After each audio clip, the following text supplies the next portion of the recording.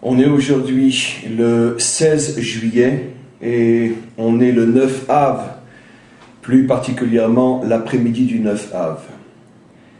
Ce moment est un moment important. Nos maîtres disent que le 9 Av, paradoxalement, bien que c'est le jour de la destruction du temple, en ce qui nous concerne le jour de la destruction du deuxième temple, donc le début de l'exil de Édom, quatrième exil d'Israël, le plus long de tous les exils, 2000 ans déjà, et le troisième temple n'est toujours pas reconstruit, bien que tous les signes du retour ont commencé déjà à illuminer l'horizon de notre exil.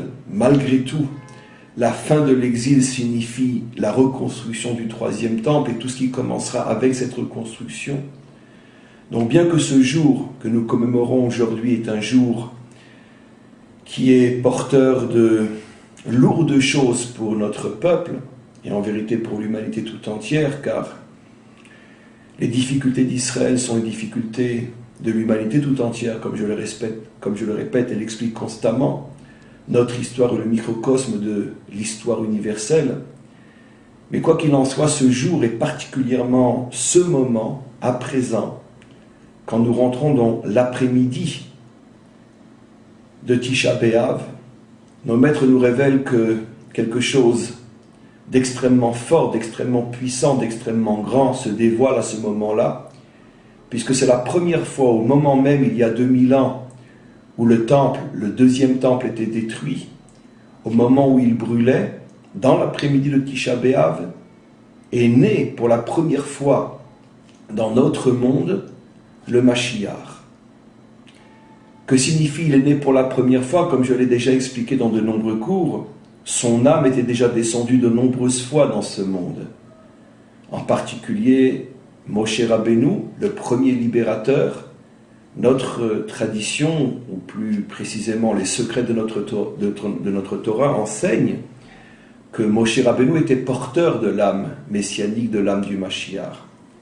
Simplement, cette âme n'était pas véritablement à sa place, parce qu'une perfection au niveau de l'homme signifie que non seulement l'âme soit présente, mais aussi son réceptacle, c'est-à-dire dans le bon réceptacle, dans le bon corps.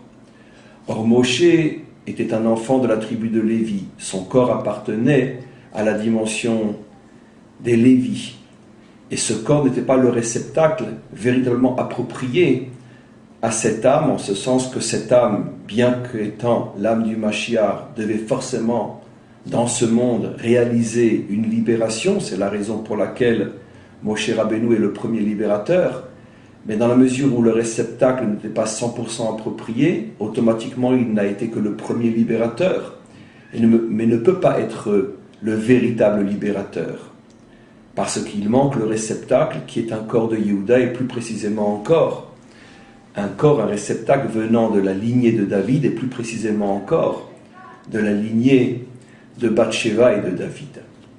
En tous les cas, nos maîtres promettent que cette âme reviendra au moment de la délivrance finale, et cette fois-ci, la même âme, l'âme de Moshe, dans le corps approprié, qui est un corps issu de la lignée du roi David, de l'union entre David et Bathsheba. En tous les cas, comme je l'ai déjà expliqué, un moment extrêmement important. Nous commençons petit à petit à sortir de Tisha B'Av et nous rentrons jusqu'à la fin de cette journée dans la lumière de la délivrance. Cette lumière de délivrance qui commence à briller pour la première fois au moment de la destruction du deuxième temple, et cette lumière qui continuera à accompagner Israël jusqu'à la délivrance finale. En ce sens que le Mashiach, même s'il est présent dans chaque génération, malgré tout, n'est pas forcément dans une situation où il peut effectivement libérer Israël et libérer le monde, parce que pour que cette libération puisse se faire, il ne suffit pas uniquement que l'âme du Mashiach, même dans le bon corps, soit présent. Il faut aussi que le contexte, c'est-à-dire les mérites du peuple et le contexte historique permettent à cette âme d'aller jusqu'au bout. Et jusqu'à présent, bien que dans chaque génération le Mashiach était présent, le contexte historique et surtout la part de mérite, la part d'action que doit faire aussi Israël, ceci n'était pas encore suffisant. Alors on peut bien sûr se poser la question, à quoi sert sa présence puisque délivrance il n'y a pas? J'ai déjà répondu dans bien d'autres cours, et ce n'est pas véritablement le sujet de mon intervention aujourd'hui, que sa présence permet à Israël de traverser l'histoire et finalement d'arriver jusqu'à la délivrance finale.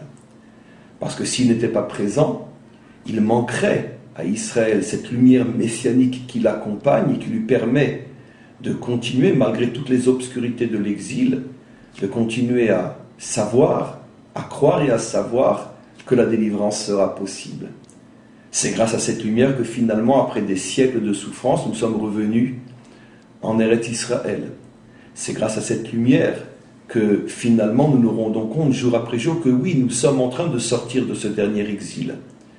Donc le Mashiach n'a pas que le rôle de libérateur, il a aussi le rôle de celui qui nous permet de tenir jusqu'à la libération. Et sa présence permet l'existence d'une lumière extraordinaire qui entretient la foi, qui entretient la émouna du peuple juif. Et il n'est pas nécessaire de le connaître véritablement, de savoir qui il est. Plus encore, j'ai expliqué dans d'autres cours que lui-même ne sait pas forcément qu'il est le Mashiach.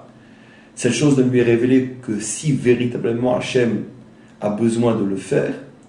Et donc il peut exister dans la génération sans savoir qu'il est le Mashiach, mais sa présence permet un rayonnement de foi, de tikva, d'émouna, de bitachon dans la venue du Mashiach, dans la venue du Messie, dans notre délivrance finale.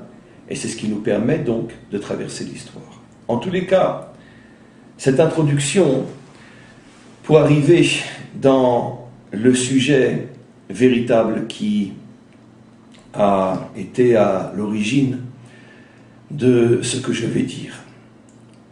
Vous vous êtes rendu compte il y a quelques jours, une semaine ou deux déjà, j'ai lancé un nouveau sujet. J'ai volontairement lancé ce sujet après une longue préparation. C'est-à-dire que les choses ne sont pas venues comme ça, au hasard d'un cours, et tout d'un coup je lance ce sujet. Une longue préparation qui a amené finalement à ce dévoilement, ce qu'on a appelé le concept des Bnei Adam, où j'expliquais, je vais bien sûr rentrer plus dans les détails aujourd'hui, où j'expliquais qu'il y avait une nouvelle conception qui devait se dévoiler, s'établir, se construire, se renforcer entre Israël et les nations. Une nouvelle conception qui ne serait plus gérée par l'appellation Bnei Noar, les enfants de Noar, c'est-à-dire que notre vision à nous, Israël, des nations, est sous le signe d'une nation Bnei Noar, de nation Bnei Noar. Mais cette nouvelle conception, elle est hissée, élevée, cette relation entre Israël et les nations, au niveau de ce que j'ai appelé Bnei Adam, où les non-juifs deviennent Bnei Adam, enfants de Adam, et non plus Bnei Noar, enfants de Noar. Alors bien sûr, j'ai lancé volontairement cette notion à la fin plus ou moins d'un cours sans véritablement l'expliquer. Il y avait bien sûr une intention. L'intention était un petit peu comme le cultivateur, le paysan qui plante une graine dans le sol. La graine, c'est presque rien au moment où elle est plantée dans le sol. Et c'est à partir de ce moment-là que tout le travail commence.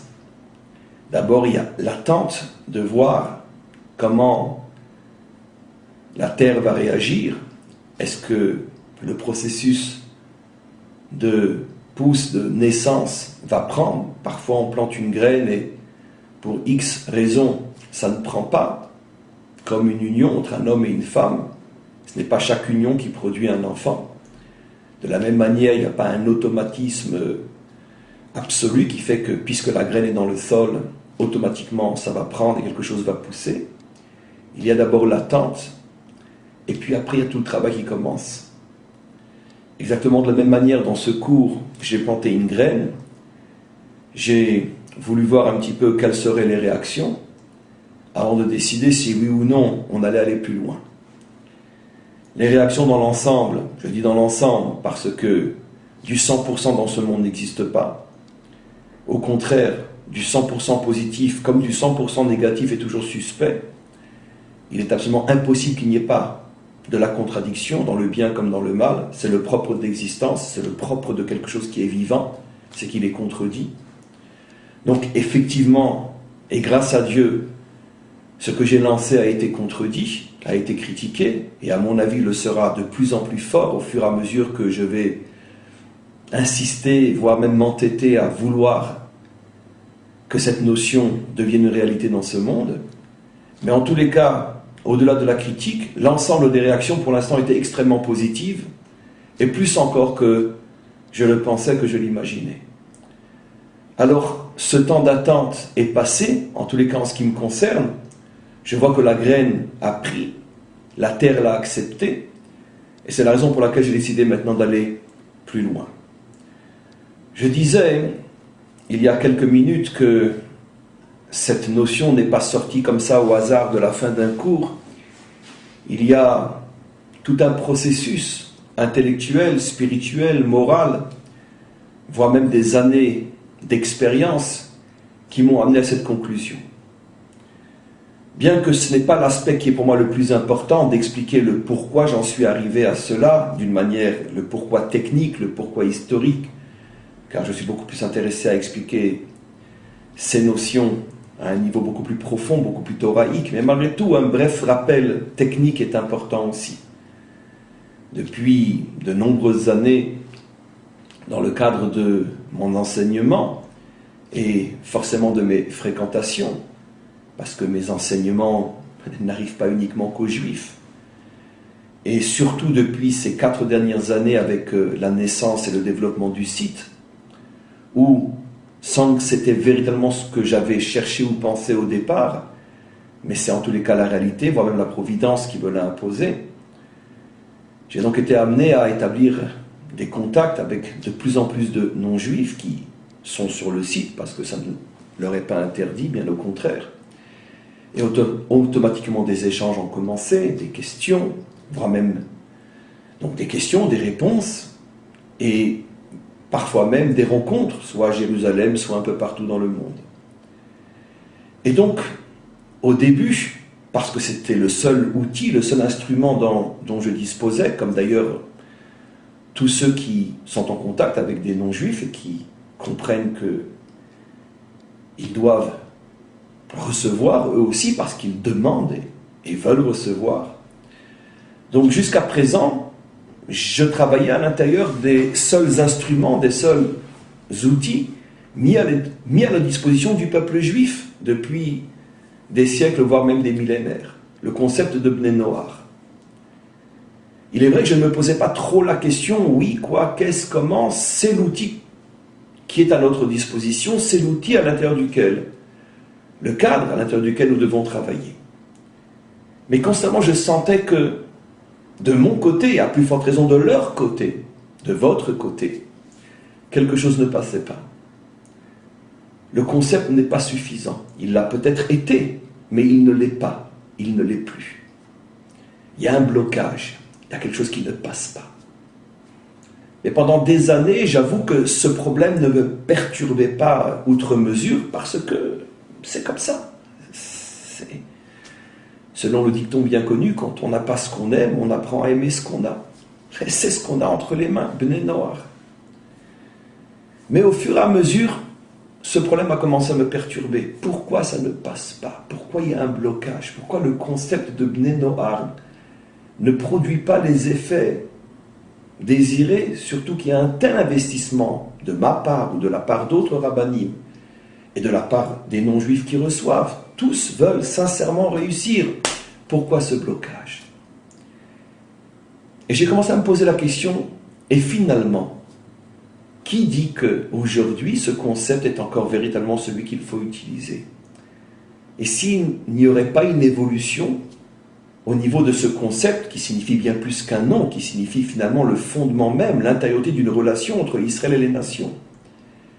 Est-ce que justement les changements opérés à l'intérieur du monde juif, les changements apparus à l'intérieur de l'histoire juive ces dernières années, le changement fondamental qui est le retour d'Israël sur sa terre et tout ce que cela implique, toute la résonance finalement morale, spirituelle, et qui bien évidemment est liée à la délivrance d'Israël, est-ce que tout ce changement fondamental n'impliquerait pas une révision de la relation, de l'appellation de cette relation entre Israël et les nations? Et tout d'un coup, j'ai commencé véritablement à me poser cette question de plus en plus fort. Ce problème qui me hantait véritablement. Et comme il n'y a pas d'autre issue pour un juif qui essaye de l'être le mieux possible, c'est-à-dire la seule issue possible, c'est de rechercher dans la Torah elle-même, parce qu'en dehors de la Torah, toute recherche ne peut qu'éloigner un juif de la vérité. Et d'ailleurs, pas seulement un juif, l'humanité tout entière. J'ai commencé à chercher pendant des mois, pendant des années, ces dernières années, jusqu'à ce que les choses ont commencé à se mettre en place.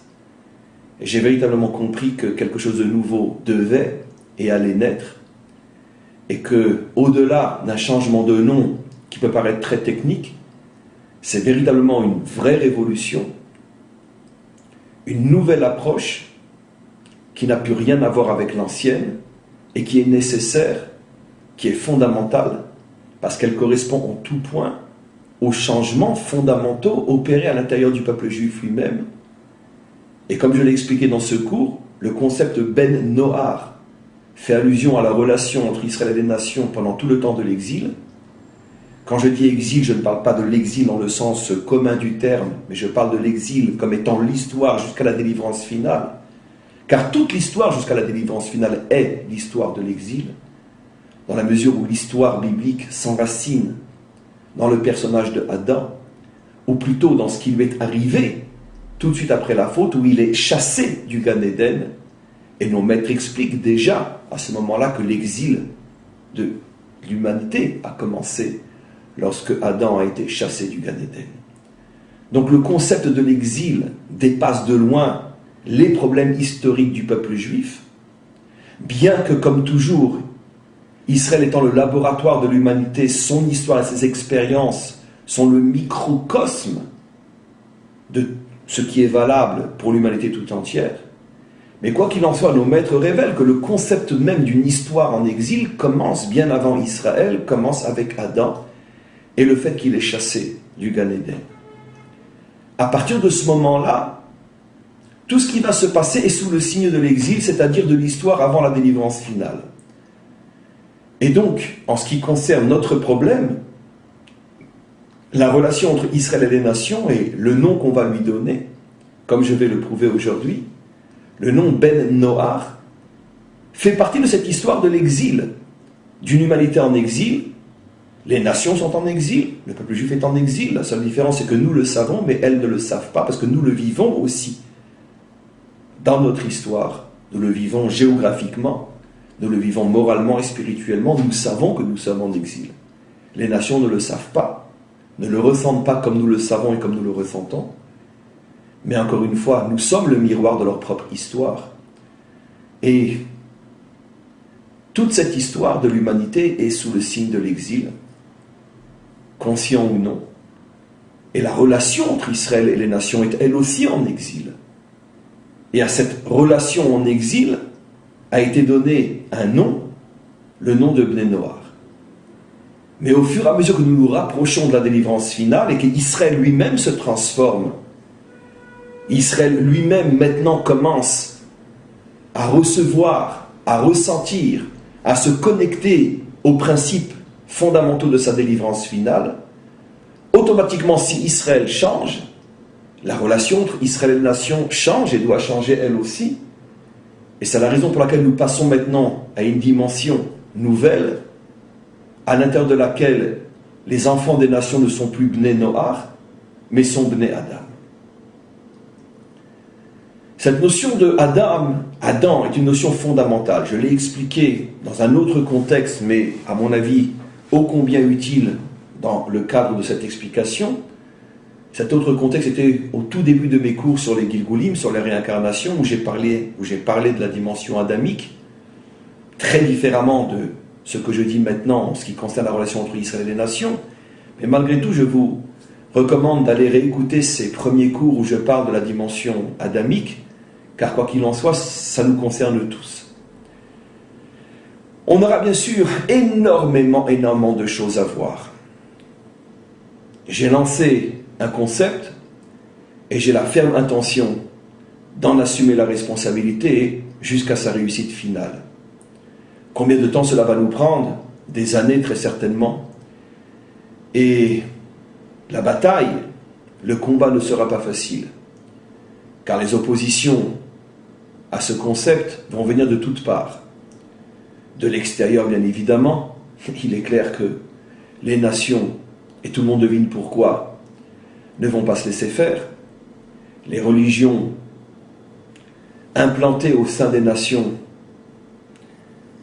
vont avoir une réaction extrêmement violente face à ce concept, au fur et à mesure qu'il va prendre de l'importance. Mais ce n'est pas seulement face aux nations, et avec les nations que les problèmes vont se poser, mais aussi et peut-être surtout à l'intérieur du peuple juif, qui, dans un premier temps, et peut-être pendant longtemps, et peut-être que je ne serai pas là pour voir la réussite de ce concept, je ne serai plus là, disons, mais quoi qu'il en soit, je sais que ce concept réussira, mais je sais aussi qu'il va y avoir une telle levée de bouclier à l'intérieur de notre peuple contre ce concept, que peut-être que le combat sera encore plus difficile entre nous qu'avec les nations. Je sais à l'avance tout ce qui va se passer. Je vois déjà étape par étape tout ce que ce concept va devoir traverser et tout ce que ceux qui acceptent de le porter vont devoir subir.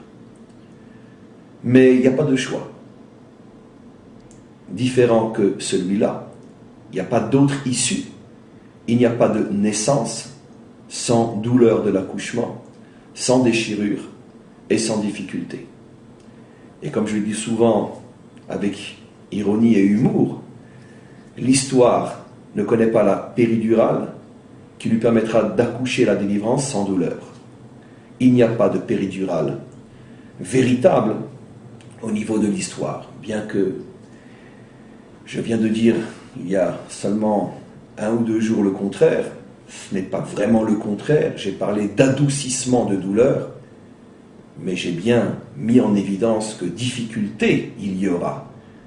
Le problème est uniquement de savoir quel sera le niveau de la difficulté et des difficultés. En ce qui concerne le concept dont je parle, je suis persuadé que même le niveau le moins douloureux des difficultés sera déjà extrêmement difficile à traverser.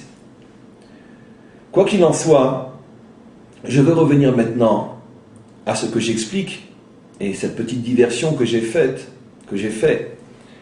c'était simplement pour introduire ce que j'allais dire, en rappelant que ni dans cette intervention, ni dans la prochaine et ni dans les prochaines, on fera facilement et vite le tour de ce nouveau concept. Parce qu'il est extrêmement profond, infiniment profond, et je pense que c'est seulement avec les semaines, les mois et les années, avec différentes interventions, avec tout ce qui va se dire, s'écrire peut-être, et surtout au fur et à mesure de la participation des non-juifs eux-mêmes, comme je le demanderai bientôt, pour qu'ensemble nous continuions à élaborer ce concept. Ce n'est qu'avec les mois et les années que véritablement nous commencerons plus ou moins à faire le tour de cette notion, à savoir plus ou moins à quoi cela fait véritablement allusion. Mais il n'y a pas d'arbre somptueux sans graines plantées au départ, il faut bien commencer.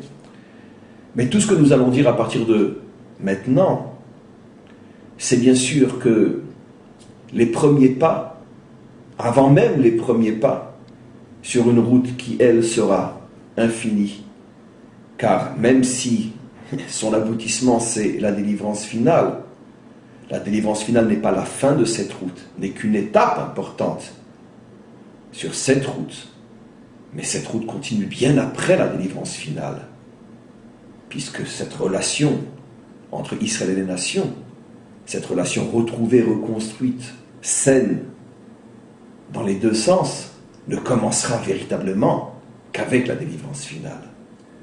Le concept que je dévoile aujourd'hui, que j'ai commencé à dévoiler dans ma première intervention il y a une semaine ou deux, n'est que la graine de ce concept, n'est que la conception, comme au niveau de l'union entre un homme et une femme, de ce concept. Mais la naissance de ce concept sera véritablement au moment de la délivrance finale. Mais quand un enfant naît, c'est là que véritablement commence sa vie. Il y a après toutes les étapes qui sont les plus importantes, qui viennent après la naissance. De la même manière, jusqu'à la délivrance finale, nous nous préparerons à ce concept. Nous sommes dans la phase de gestation. On peut dire que depuis peu de temps, l'histoire de l'humanité est enceinte de ce concept. Elle a quelques jours déjà de grossesse. Mais 9 mois au niveau de l'histoire, ça peut être de très très très nombreuses années. Je ne sais pas quand l'enfant va naître, mais quoi qu'il en soit, je sais aujourd'hui que l'histoire, que l'humanité est enceinte de ce concept. Alors il va falloir l'expliquer. On a 9 mois historiques devant nous, c'est très très long. Et au fur et à mesure, il y aura des interventions comme celle-ci. Je pense très prochainement aussi des écrits. Je pense que les nations aussi, mes amis parmi les non-juifs qui m'ont déjà rejoint et qui me rejoindront au fur et à mesure dans cette aventure, eux aussi écriront ou parleront de ce qu'ils comprennent, de ce qui est en train de se passer. Mais quoi qu'il en soit, il faut bien sûr être conscient qu'aucune intervention ne pourra faire véritablement entièrement le tour de ce nouveau concept. Et donc il va falloir s'armer de beaucoup de patience et demander au Maître du monde de nous inspirer et de nous donner surtout la force, les forces de mener à bien, jusqu'à sa réalisation, le projet qu'il nous a confié.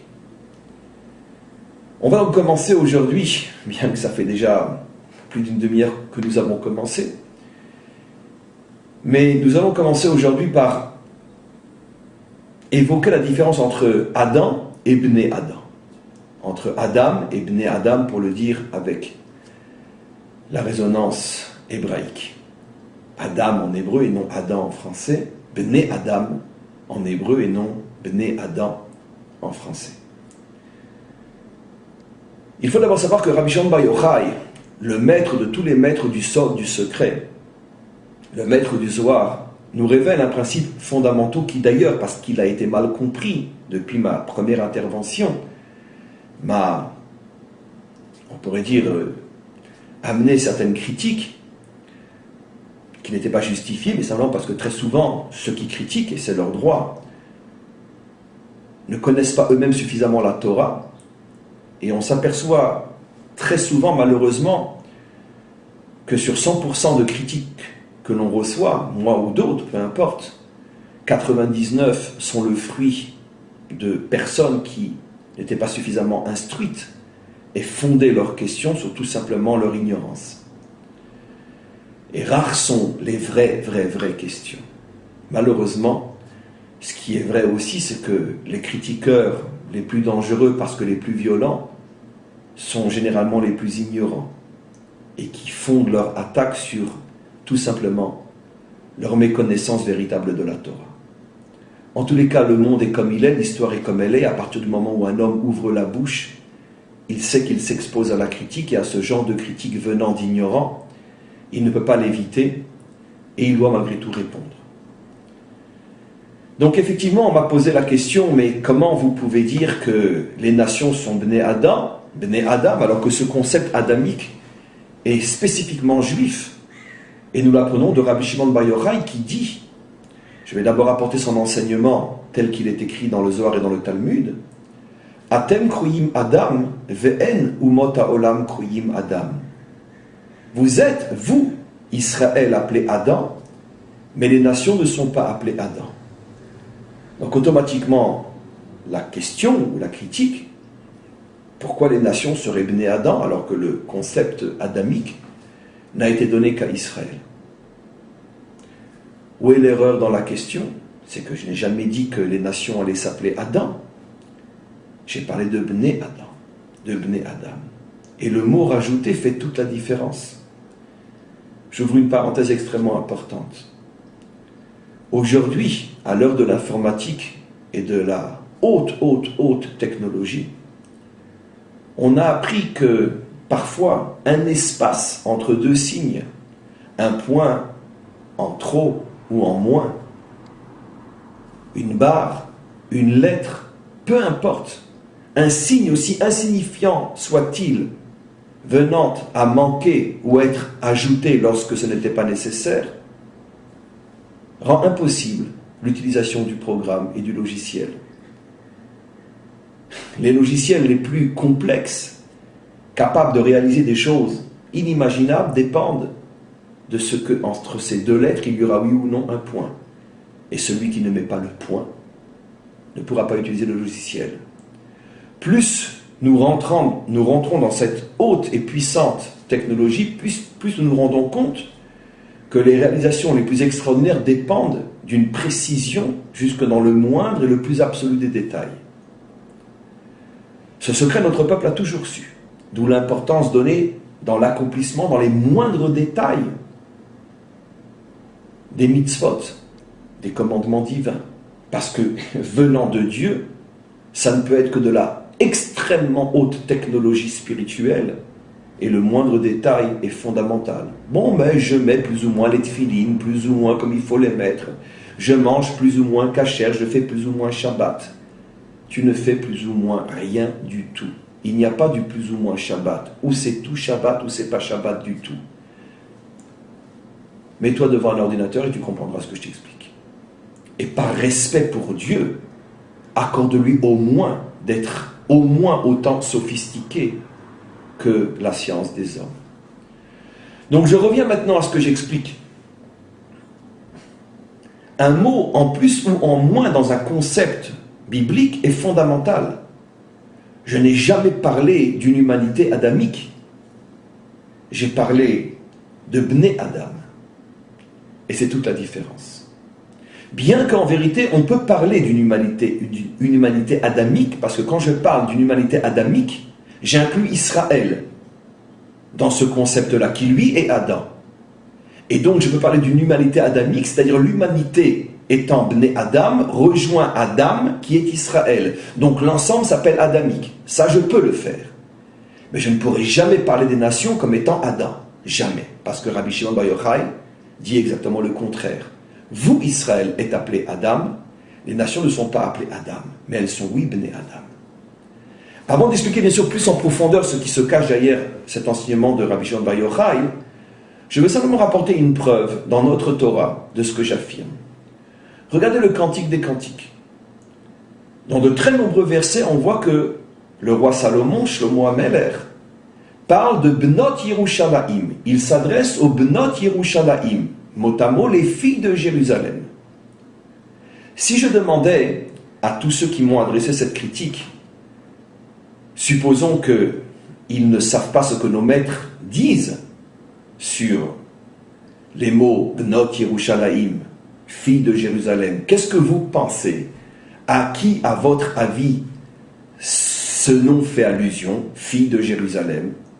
Évidemment, d'après votre ignorance, vous allez répondre Bnot Yerushalayim, les habitants de Jérusalem, qui sont les filles de Jérusalem, les enfants de Jérusalem. Or, regardez, tous nos commentaires, sans exception, disent tous le contraire. Bnot Yerushalayim, dit Rashi et tous les autres, ce sont les nations, les non-juifs, qui sont appelés Bnot Yerushalayim. Comment les nations peuvent-elles être appelées Bnot Yerushalayim? On ne l'aurait jamais deviné. Mais avec un minimum de réflexion, on comprend. Bnot Yerushalayim, c'est-à-dire que viendra un temps où toutes les nations reconnaîtront Jérusalem comme la capitale de Dieu confiée au peuple juif. Et donc, en ce sens-là, dans le cadre de leur reconnaissance de Jérusalem comme étant la ville du maître du monde dans ce monde, ville confiée à la garde et à la responsabilité du peuple d'Israël, toutes les nations qui reconnaissent ce concept s'appellent Benot Yerushalayim, les filles de Jérusalem. Vous voyez bien que nos maîtres élargissent le concept Jérusalem jusqu'aux nations elles-mêmes dans la mesure où elles reconnaissent la place de Jérusalem. Et donc elles s'appellent Benot Yerushalayim. Donc vous voyez, il n'y a rien d'affolant. Si moi je l'avais dit, tout de suite, il y aurait eu critique et querelle. Quand c'est Rachi qui le dit, ça passe bien sûr déjà mieux. Mais le concept reste le même. Lorsque les nations reconnaissent une notion juive fondamentale, elles portent à ce moment-là le nom de fils d'eux ou fille d'eux. Ce qui est vrai pour Jérusalem est vrai pour la notion adamique. Effectivement, il n'y a qu'Israël appelé Adam. Atem kruyim Adam ve'en umot ha'olam kruyim Adam. Vous êtes appelés Adam et les nations ne sont pas appelées Adam.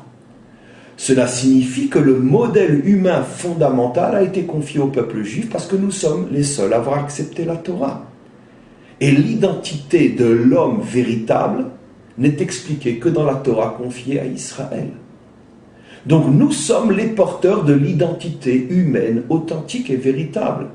Celle au sujet de laquelle il est dit, elle est à l'image du Créateur, Tselem Elohim. Donc à partir du moment où nous avons été choisis pour être les porteurs de la Torah, donc les porteurs de cette identité, nous nous appelons Adam, et pas les nations qui n'ont pas reçu la Torah.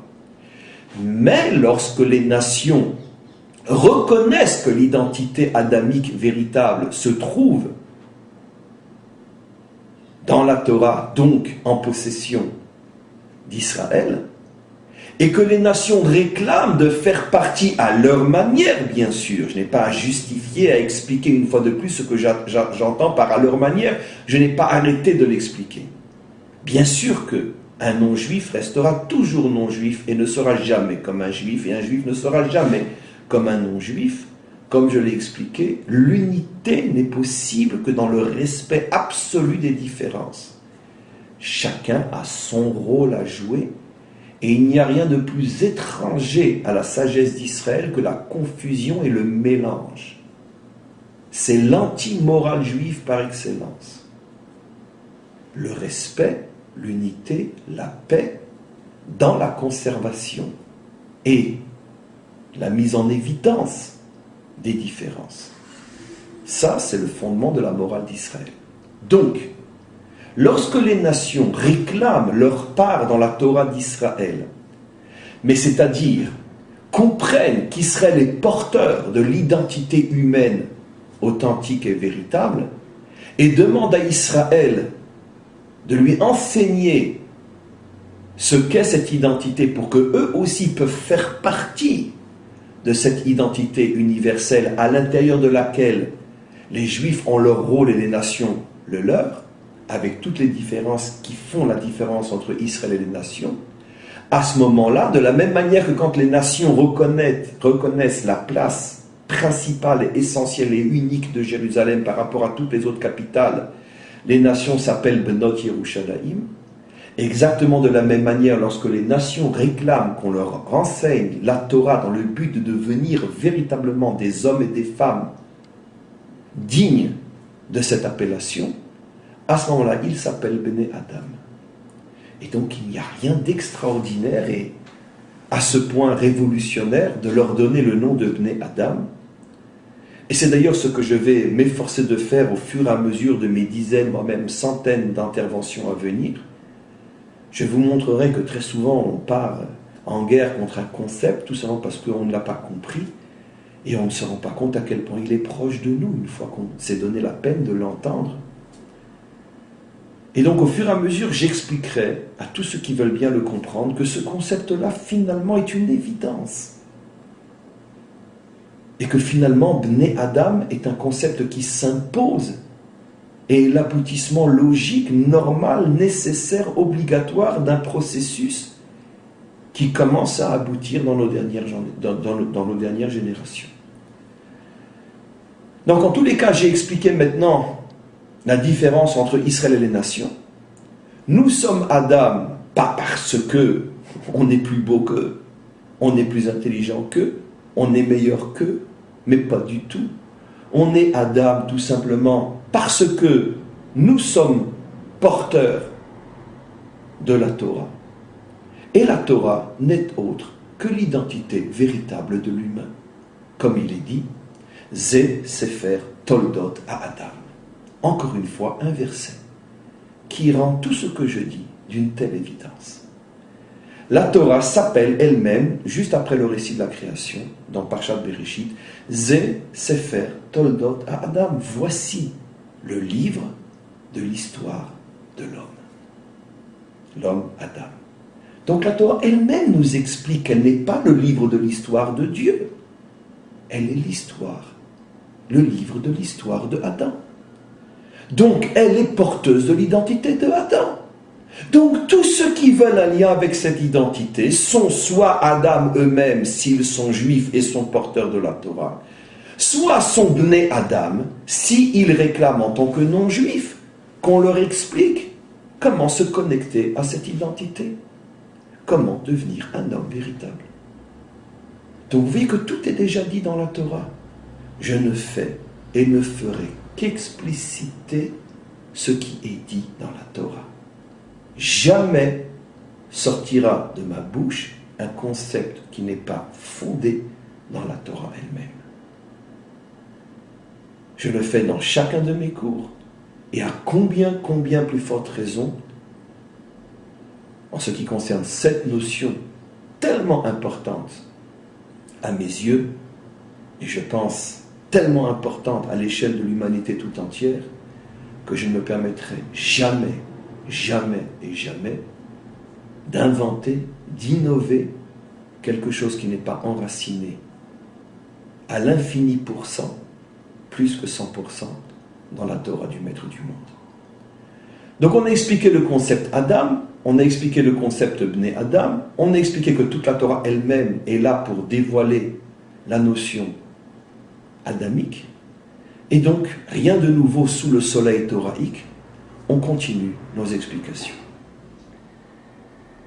Maintenant, je vais essayer, dans la dernière partie de mon intervention, de commencer, je dis bien commencer parce que la patience sera l'arme de notre réussite. Je vais commencer à expliquer la différence entre être un Ben Adam ou un Ben Noach. Donc, entre le non-juif tel qu'il était avant que ne commence le processus de la délivrance finale, et le non-juif, comment qu'il doit être, à partir du moment où ce processus a commencé, depuis de nombreuses décennies déjà. D'abord, il faut comprendre que Noé, ne représente pas l'homme parfait, entre parenthèses non-juif, dans sa valeur absolue, mais donc ne peut pas être un modèle final, puisque, comme je vais le prouver, ne représente pas le non-juif dans son modèle de perfection absolue, donc ne peut pas être le modèle final, mais bien au contraire représente le non-juif dans sa perfection provisoire, c'est-à-dire à l'intérieur d'un monde qui est en train de chuter, de se corrompre et finalement de disparaître. C'est à l'intérieur d'un monde qui chute, qui se corrompt et qui disparaît, qu'apparaît Noir, c'est-à-dire ce que doit être un non-juif lorsqu'il vit dans des générations qui chutent, qui sombrent et qui disparaissent. Voilà ce qu'il doit être. Et dans la mesure où le but final n'est pas une humanité qui chute, qui se corrompt et qui disparaît, automatiquement le modèle noachique, qui n'était que le modèle de ce contexte-là, le modèle noachique ne peut pas être le modèle final. Là encore une évidence, tellement évidente qu'on se pose la question, comment n'y a-t-on pas pensé plus tôt? La réponse est évidente, je plaisante bien sûr, parce que le temps n'était pas arrivé. Mais tout ce qui est dit, c'est l'évidence de l'évidence. Et j'explique. Noah nous est présenté par la Torah à un moment bien précis. Au moment où Hachem nous dit que le monde est corrompu, qu'il regrette d'avoir créé l'homme et qu'il va détruire le monde.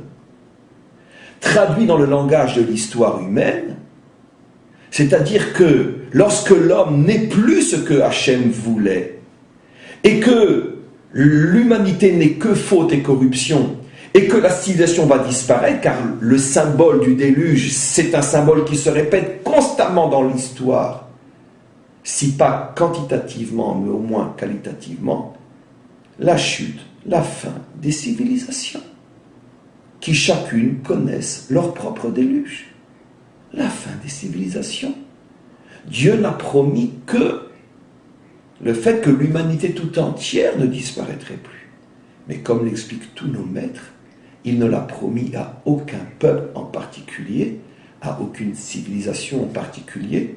Toutes peuvent vivre et malheureusement revivre le phénomène déluge, bien évidemment. Donc tous ces concepts thoraïques existent jusqu'à aujourd'hui. Dans cette situation, dans ce contexte d'une civilisation qui va disparaître, Hachem est à la recherche d'au moins une étincelle de bien, une étincelle de vérité qui reste intacte à l'intérieur de ce monde qui va disparaître, pour qu'à partir de cette étincelle, l'humanité non juive puisse continuer. Dans ce concept de chute, la Torah nous affirme qu'il y aura toujours des non-juifs qui, dans ce contexte de chute, méritent eux d'être sauvés parce qu'ils sont encore porteurs de l'espoir divin. Même dans l'Allemagne nazie, il y avait des Allemands qui ont sauvé des Juifs. Bien sûr et bien sûr. Dans toutes les générations, chez tous les peuples et dans toutes les civilisations, même lorsque la majorité était corrompue et barbare, il y avait des étincelles de lumière qui faisaient que, même s'il y a destruction, malgré tout le projet divin peut continuer, parce qu'il reste cette étincelle. Cette étincelle s'appelle Ben Noar. Et au départ, Noar. Noar est celui qui a lancé le processus de la non-destruction totale des nations, quelle que soit la corruption de telle ou telle civilisation. C'est-à-dire que Noar est un concept de sauvetage, mais non un concept d'aboutissement. Noar est le résistant pendant la Deuxième Guerre mondiale. Noar est aujourd'hui celui qui, dans son trou, dans son coin, se révolte contre cette humanité qui est en train de mourir à force de nouveaux décrets, de nouvelles lois qui favorisent, encouragent la corruption, la débauche et tout ce qui fait que le monde court à sa perte. Partout où se trouve ce genre de lumière morale et spirituelle, nous sommes en présence d'un Ben Noar. Mais puisque tout le contexte est un contexte provisoire, celui de la faute et de la chute, l'étincelle trouvée dans ces endroits-là ne peut pas être le modèle absolu, parce qu'elle-même n'est pas le modèle de la perfection. Elle n'est que l'espoir qui fait que tout n'est pas perdu. Voilà ce qu'est Noar. Je vais vous le prouver d'une manière extrêmement simple maintenant. Pour justifier le fait que Noar est sauvé, la Torah utilise une expression ô combien révélatrice. Venoar matzachen be'ene Hashem. Noar n'a pas disparu parce qu'il a trouvé grâce aux yeux d'Hachem. Or, tout celui qui comprend l'hébreu, et surtout celui qui étudie la Torah, sait que le concept de reine, de grâce, signifie qu'il n'a pas mérité un sauvetage par ses propres mérites. Ses propres mérites n'étaient pas suffisants. Il a fallu aussi que Hachem mette en évidence le principe de sa bonté infinie, qui rajoutait aux mérites qu'il avait, mais qui n'étaient pas suffisants, lui ont permis ce sauvetage. Lorsque je dis à quelqu'un, bon allez, ça va, je te laisse, tu as trouvé grâce à mes yeux, ça veut dire que tes arguments ou tes mérites ne suffisaient pas.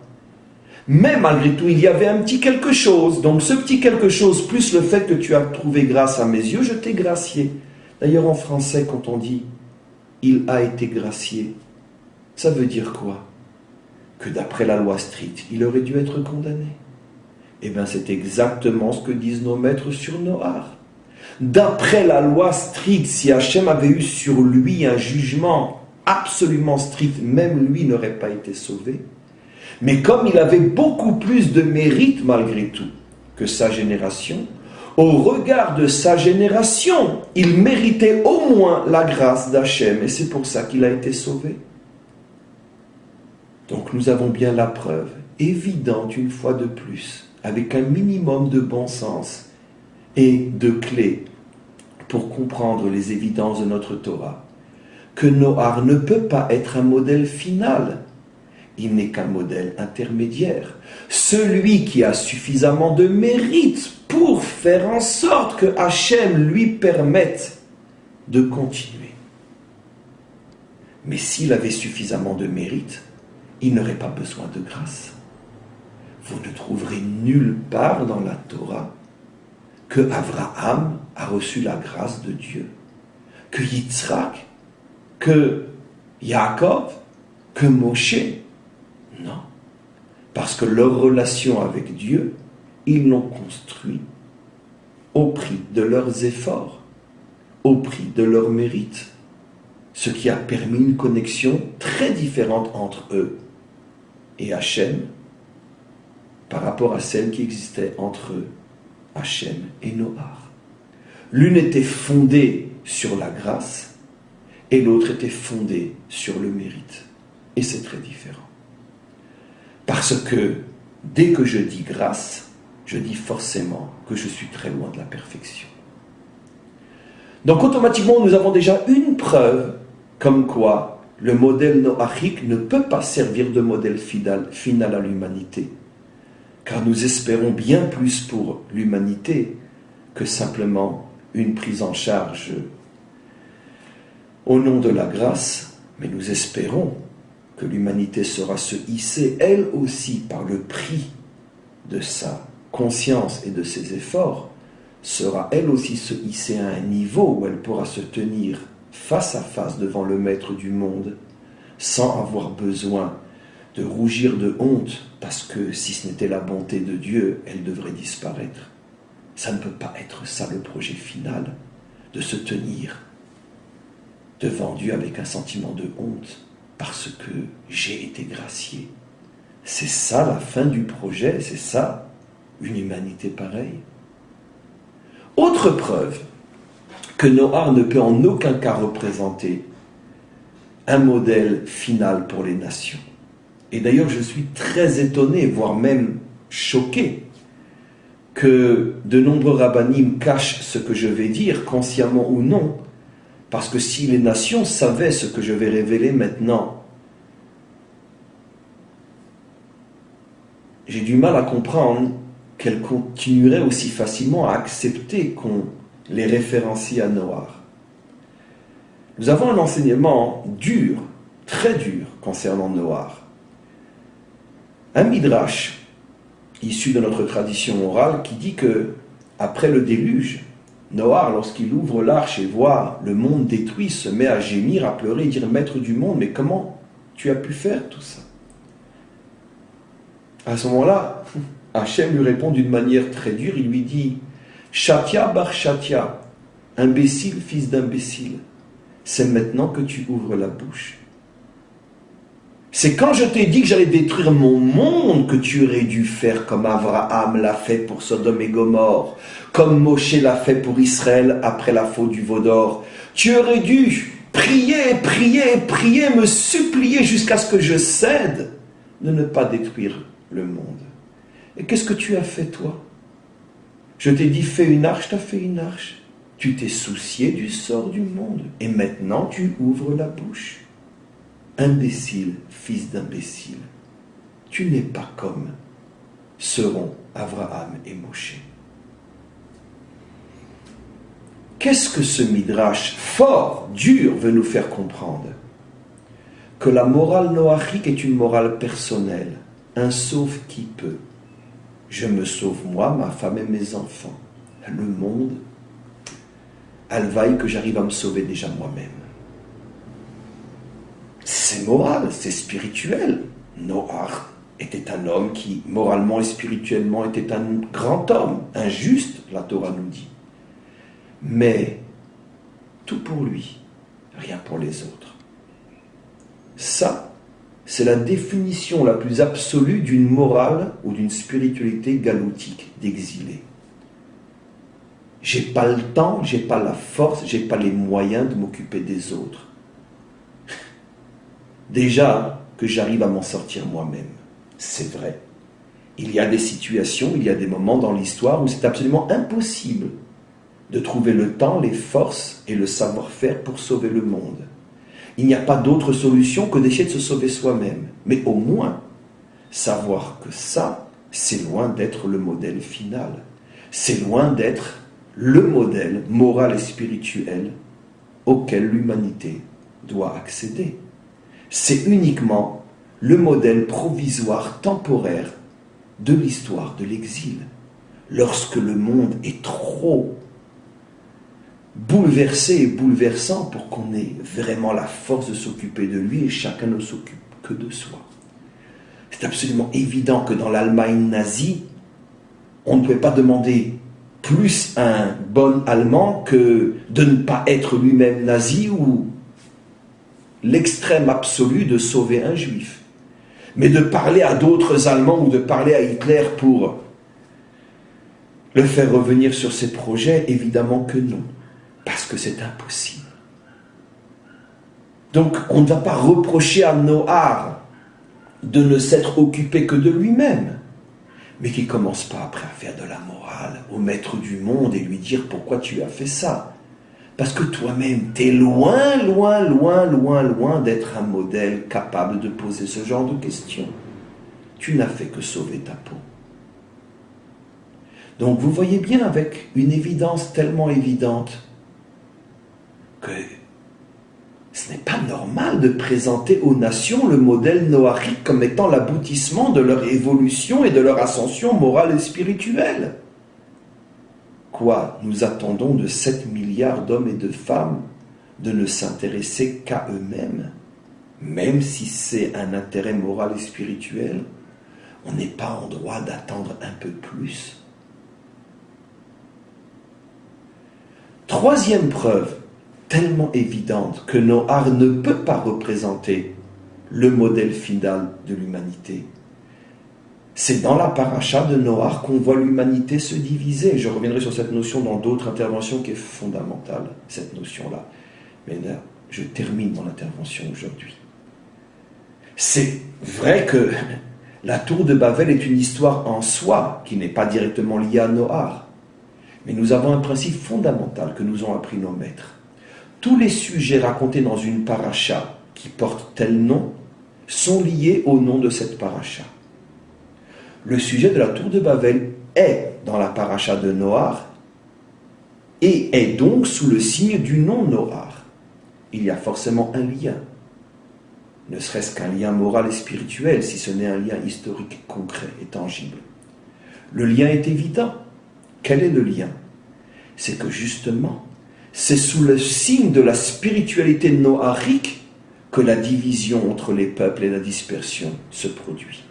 Parce que dans la mesure où Noach représente une moralité et une spiritualité du sauf qui peut, et moi, et moi, et moi, automatiquement, personne ne peut protéger l'humanité de la dispersion et de la division.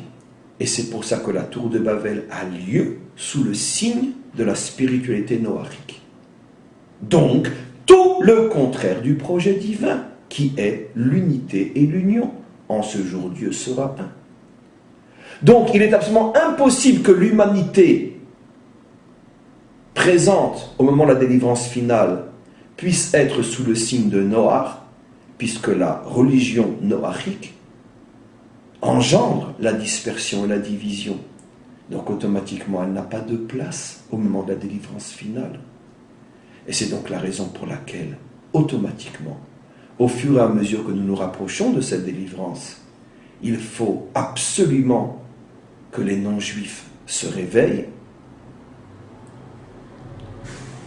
enlèvent leurs habits de l'exil, qui sont les habits noachiques, pour commencer à porter les habits de la délivrance, qui sont ceux des Bnei Adam. Alors, comme je vous l'ai dit, bien évidemment, tout est encore devant nous, et nous n'avons même pas commencé à expliquer le commencement de l'explication, mais nous plantons des graines. Je vais m'arrêter pour aujourd'hui. N'oublions pas qu'aujourd'hui, pour nous, c'est jour de jeûne. Il est maintenant 4 heures de l'après-midi. Ça fait déjà de nombreuses heures de jeûne. Et donc, je m'arrête et je vous souhaite à tous et à toutes tout le meilleur. Et en souhaitant que de plus en plus de non-juifs vont nous rejoindre dans ce projet capital pour l'humanité tout entière. À très bientôt, Be'ezrat Hashem, avec l'aide du Créateur et du Maître du monde.